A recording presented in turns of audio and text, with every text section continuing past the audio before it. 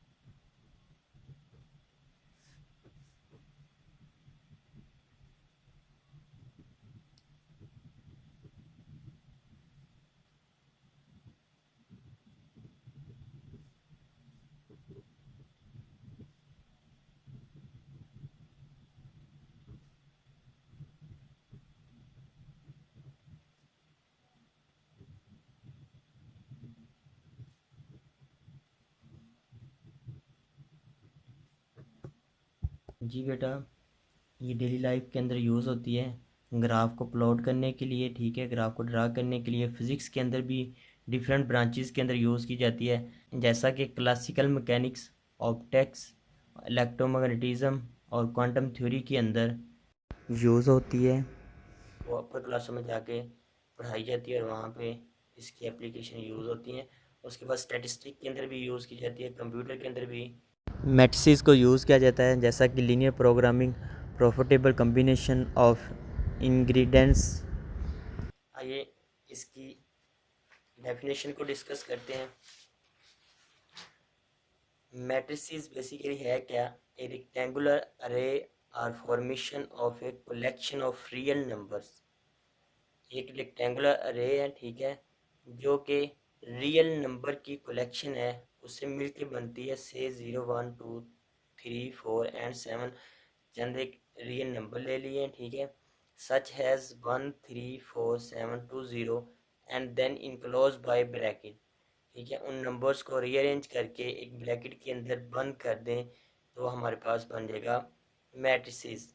अब उसने यहाँ पे एक वर्ड यूज़ किया, आप लोग के जहन के अंदर आया होगा कि रेक्टेंगुलर अरे ही क्यों बात की है, क्योंकि ये स्क्वायर की फॉर्म बन रही है, ठीक है। तो इसलिए यहाँ पे रेक्टेंगुलर अरे की बात की गई है। और इसको लिखने का जो मेथड है वो इस तरह है। ये ब्रैकेट के अंदर क्लोज कर दिए, सेट टू फॉर्म 1 3 4 7 2 0। इसको एक स्क्वायर ब्रैकेट के अंदर बंद कर दिया तो ये हमारे पास मैट्रिसेस बन गया। अब इस मैट्रिसेस के अंदर रोज भी बनती हैं और कॉलम भी बनती हैं, जिसको डिस्कस करते हैं। रोज हमारे पास कौन सी और कॉलम कौन से हैं? रो, यहाँ पे मैं एक एग्जांपल ले रहा हूँ। ए मैट्रिसेस लिया है 1 3 4 7 2 0, ठीक है। इन्हें matrices A the entries presented in horizontal way are called row. जितनी भी एंट्रीज जो हैं वो हॉरिजेंटल रो बना रही होंगी, हॉरिजेंटल फॉर्म के अंदर होंगी, वो हमारे पास रोज होंगी। यहाँ पे देखें, सबसे पहले एक सारी एंट्रीज मिलके एक हमारे पास हॉरिजेंटल लाइन बना रही है, वो रो बन गई। इसी तरह एक और बन रही है हमारे पास हॉरिजेंटल, तो ये भी एक रो है। अब इनको डिफरेंस करने के लिए इनको नेम दे दी है R1 और R2 का। आर जो है वो बेसिकली रो को रिप्रेजेंट कर रहा है और 1 2 नंबर ऑफ रोज को रिप्रेजेंट कर रहा है कि कितनी नंबर ऑफ रोज आ रही हैं। नेक्स्ट हमारे पास है कॉलम। यहाँ पे उसी एग्जांपल को लेके मैं आगे चलूँगा। वही सेम एग्जांपल लिया 1 3 4 7 2 0 इन ए मैट्रिसेस बी। एक मैट्रिसेस बी उसको नेम दे दिया है, कोई भी नाम दे सकते हैं, ABCD एंड सोन जी तक कोई भी नाम दे सकते हैं। In matrices B the entry presented in the vertical way are called column. जो भी एंट्रीज मिल के वर्टिकल फॉर्म बनाएंगी, वर्टिकल लाइंस बनाएंगी, वो हमारे पास क्या होगा, कॉलम होगा। तो आइए देखते हैं इस मैट्रिसेस के अंदर। तो फर्स्ट हमारे पास दो एंट्रीज मिलके एक कॉलम बना रही हैं, ठीक है, वर्टिकल लाइंस बना रही हैं।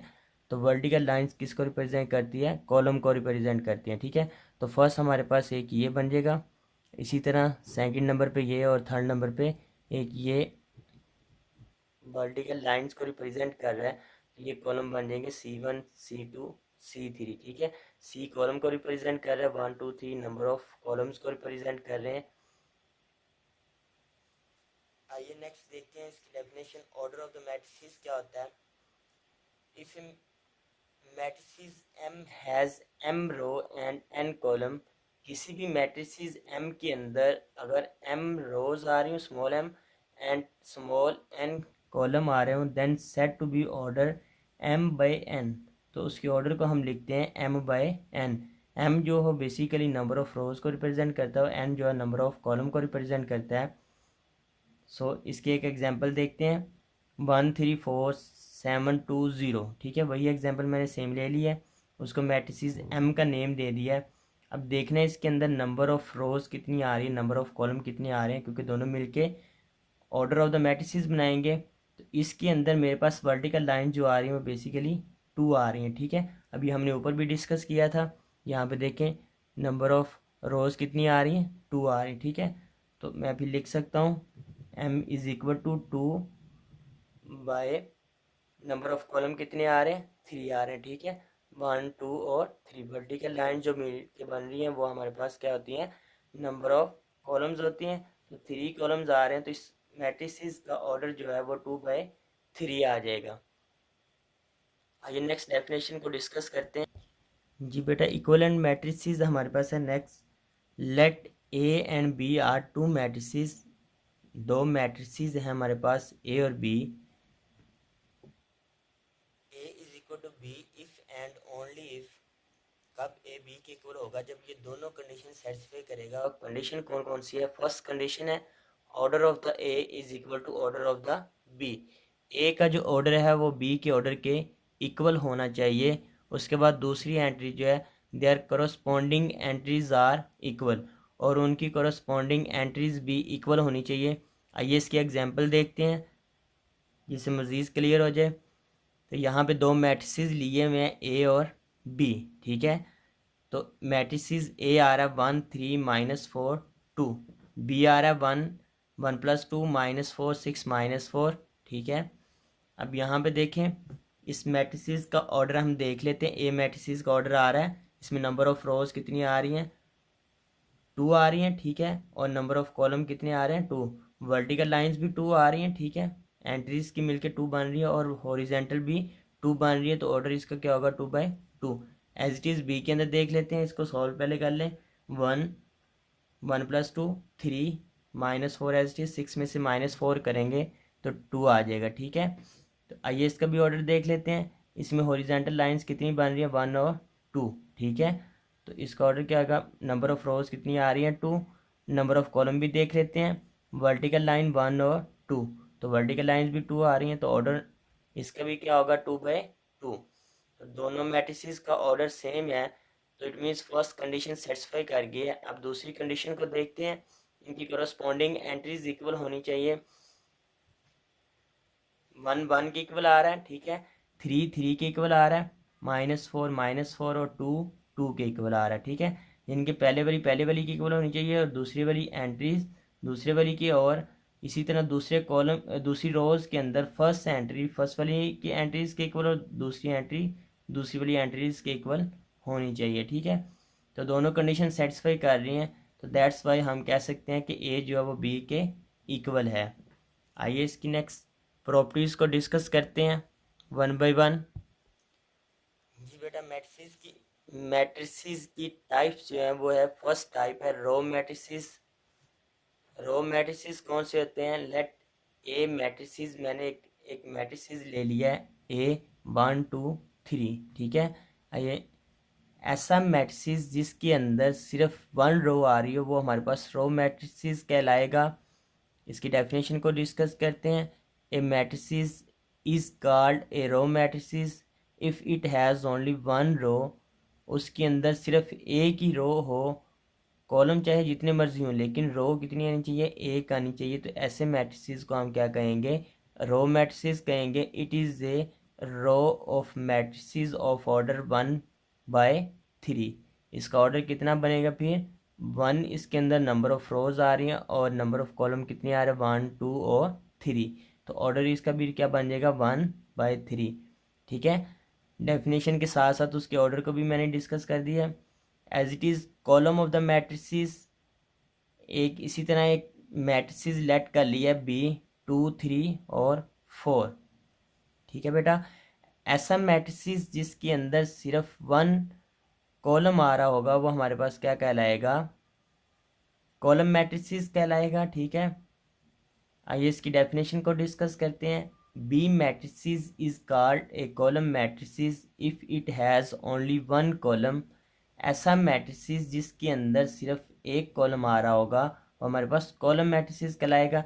It is A column of matrices of order 3/1। तो 3 नंबर ऑफ रोज को रिप्रेजेंट कर रहा है और 1 नंबर ऑफ कॉलम को रिप्रेजेंट कर रहा है, तो ऑर्डर इसका क्या बनेगा? 3/1। इसी तरह नेक्स्ट टाइप इसकी आ रही है रेक्टेंगुलर मैट्रिसेस। रेक्टेंगुलर मैट्रिसेस कौन से होते हैं?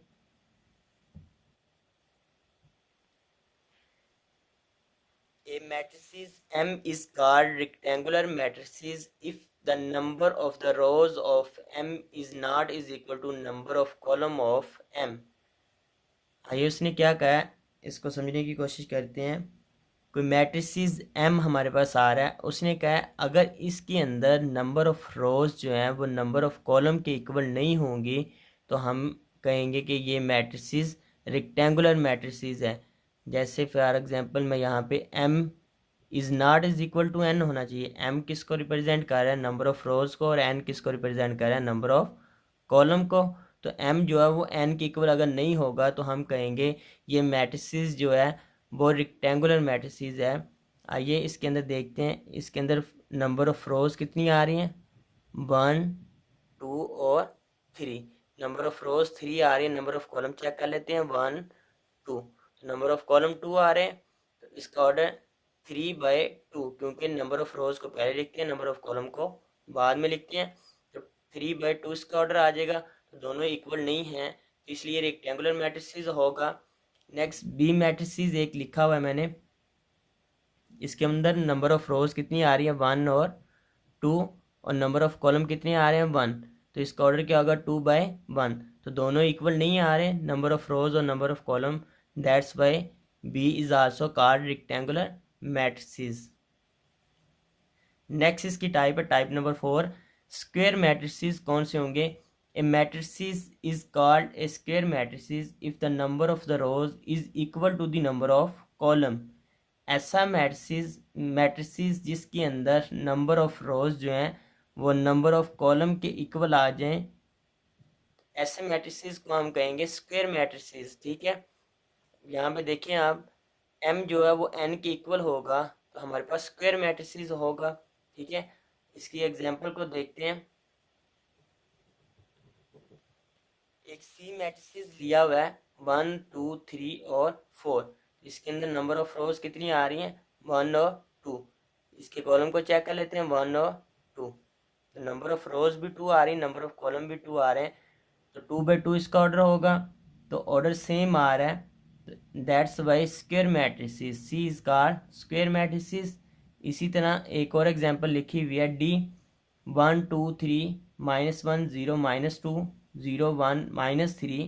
तो इसके अंदर नंबर ऑफ रोज कितनी आ रही? 1 2 और 3।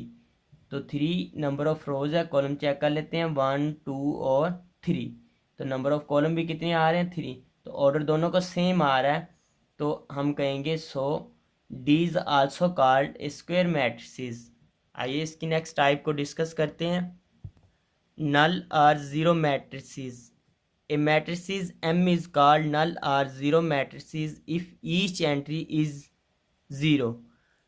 ऐसा मैट्रिक्स जिसकी हर एक एंट्री ज़ीरो हो वो हमारे पास नल या ज़ीरो मैट्रिसेस कहलाएगा। इसके एग्जांपल देख लेते हैं। एम मैट्रिसेस लिया हुआ है ऑर्डर 2/2 का, तो ये भी सारा हमारे पास एंट्रीज ज़ीरो आ रही हैं, तो ये नल मैट्रिक्स होगा। इसी तरह एक बी मैट्रिसेस लिया हुआ है, उसमें ऑर्डर 2/1 है, वो भी हमारे पास नल मैट्रिसेस है क्योंकि उसकी तमाम की तमाम एंट्रीज ज़ीरो आ रही हैं। इसी तरह सी मैट्रिसेस लिया हुआ है, उसमें तमाम की तमाम एंट्रीज ज़ीरो आ रही हैं, उसका ऑर्डर 3/3 है।